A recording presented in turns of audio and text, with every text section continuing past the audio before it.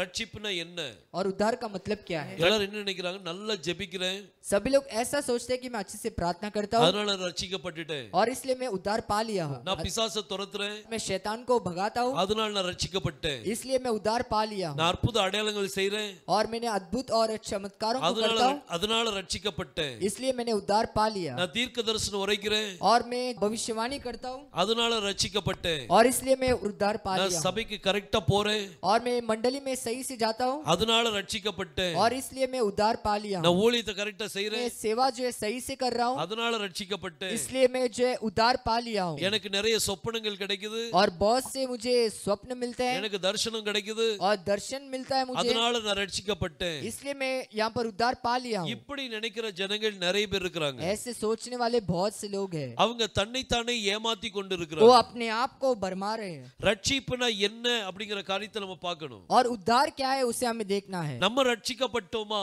क्या हम उद्धार पाए हैं இது ரட்சிப்புக்குள்ள என்னென்ன காரியங்கள் அடங்கி இருக்குன்னு சொல்லி நம்ம பார்க்க और போறோம். उद्धार के अंदर क्या क्या छिपा है वो देखेंगे. பாருங்க, இங்க பவுல் சொல்லும்போது यहाँ पर पौलुस कहता है முதலாவது கர்த்தர் மூலமாக அறிவிக்கப்பட்டது. पहले ये परमेश्वर के द्वारा जो है बताया गया எதை है. குறித்து அறிவிக்கப்பட்டது? किसके बारे में बताया है? இவ்வளவு பெரிதான ரட்சிப்பை குறித்து அறிவிக்கப்பட்டது. और इतना महान जो उद्धार है उसके विषय में. யெகோஷுவா தான் ரட்சிப்பை பற்றி ஆரம்பிக்க வைத்த ஒரு காரியம். और यहोशुआई है जो इस उद्धार के विषय में शुरुआत करते हैं. பின்பு அவர்ட்ட யாரெல்லாம் கேட்டாங்களோ, उसके बाद उनके द्वारा जिन्होंने सुना, யாரு கேட்டா? किसने सुना है? சீஷர்கள் கேட்டாங்க. चेलों ने सुना அந்த है. சீஷர்கள் மூலமா நமக்கு அறிவிக்கப்பட்டது, उन चेलों के द्वारा हमें बताया गया நம்மளுக்கு உறுதியாக்கப்பட்டது. और हमें जो निश्चय किया गया. இந்த சீஷர்கள் மூலமா தான் और ये चेलों के द्वारा ही இன்னைக்கு ரட்சிப்பு பற்றி நம்ம கேள்விப்படுறோம். हम इस उद्धार के विषय में सुनते हैं. சோ ரட்சிப்பு பற்றி எப்படி எல்லாம் வருது பாருங்க.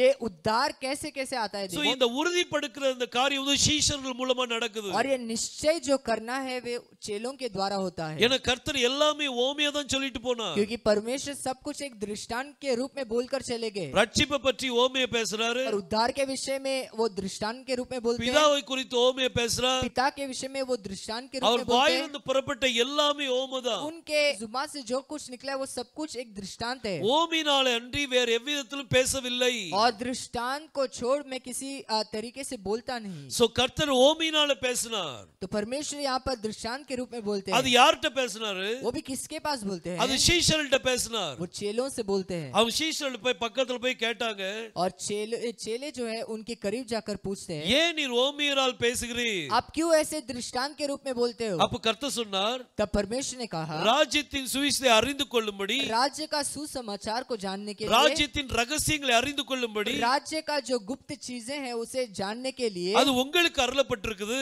वो आपके लिए दिया है, ஆனா அவர்களுக்கோ அருளப்படவில்லை. पर उनके लिए वो नहीं दिया गया. சோ ஒரு சிலவங்களுக்கு தான் அருளப்பட்டிருக்குது. इसका मतलब है कुछ लोगों के लिए वो जो है बताया गया है, சீஷர்களுக்கு அருளப்பட்டிருக்குது. और उनमें से चेलों को वो बताया गया. கர்த்தர் சொன்ன யாவற்றையும் அவங்க ஓமையில தான் கேட்டாங்க. और परमेश्वर ने जो कुछ बोला है वो दृष्टांत के रूप में सुनते हैं. ஆனா சீஷர்கள் அவங்களுடைய அவங்க ரகசியங்களை அறிந்து கொண்டார்கள். पर चेले जो है उन गुप्त चीजों को जान लिए, அவங்க தான் உறுதிப்படுத்துறாங்க. और वही उसे निश्चय करते हैं. இந்த உறுதிப்படுத்துற காரியம் எதை குறிச்சு?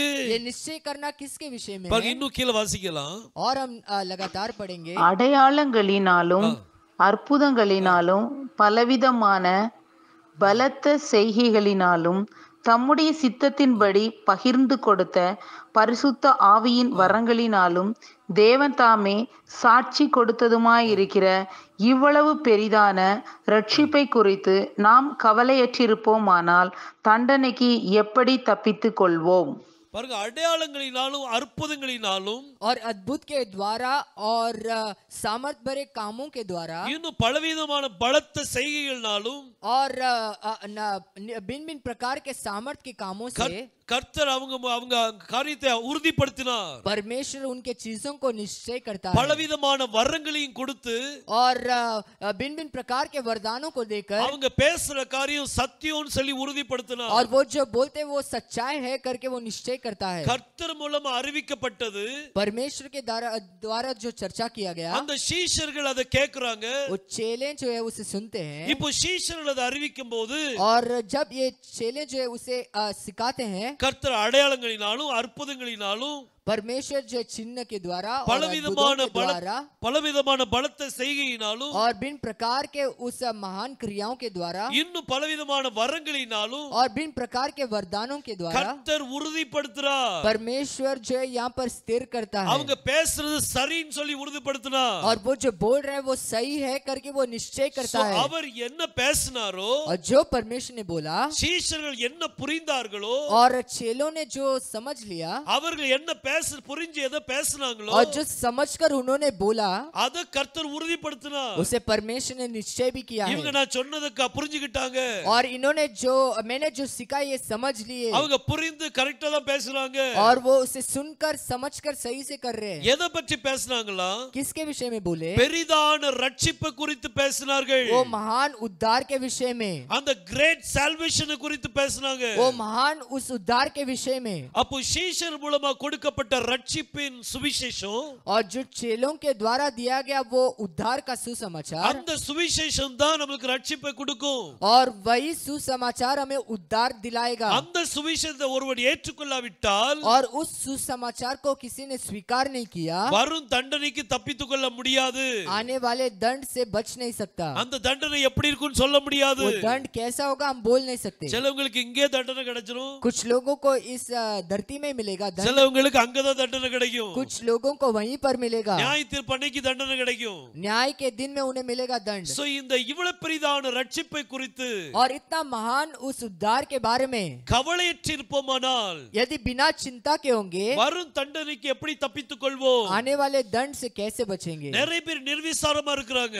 बहुत से लोग ऐसे ही है இந்த பெரிதான ரட்சிப்பு குறித்து கவலையற்று இருக்கிறாங்க. और बड़े उस महान उद्धार के विषय में वो ऐसे बिना चिंता के, நான் கரெக்ட்டா சபைக்கு போறேன், मैं सही से कलीसिया में जाता हूँ, நான் கரெக்ட்டா ஜெபம் பண்ணிட்டு இருக்கேன், मैं सही से प्रार्थना कर रहा हूँ, நான் மணிக்கணக்கா ஜெபம் பண்றேன், मैं घंटों पर प्रार्थना कर रहा நான் हूँ, உபவாச வாழ்க்கை என்கிட்ட இருக்குது, और एक उपवास का जीवन है मेरे அற்புத में, அடையாளங்கள் கர்த்தர் செய்றார், अद्भुत और चमत्कारों को करता है परमेश्वर, பிசாசுகளை துரத்துறேன், मैं शैतानों को भगाता हूँ. இது எல்லாம் ரட்சிப்புக்கு ஒரு அடையாளம் இல்ல. ये उद्धार का एक चिन्ह नहीं है. கர்த்தர் பாருங்க, இது எல்லாம் பெற்றும் கூட ये सब कुछ पाकर भी அவங்க ரட்சிப்பின் அனுபவம் இல்லாம இருப்பாங்க.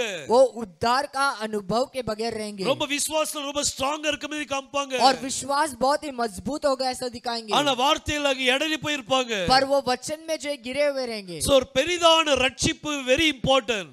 और ये महान उद्धार बहुत ही महत्वपूर्ण அந்த है. கிரேட் சால்வேஷன் ரொம்ப இம்பார்ட்டன்ட். वो महान उद्धार बहुत ही महत्वपूर्ण है.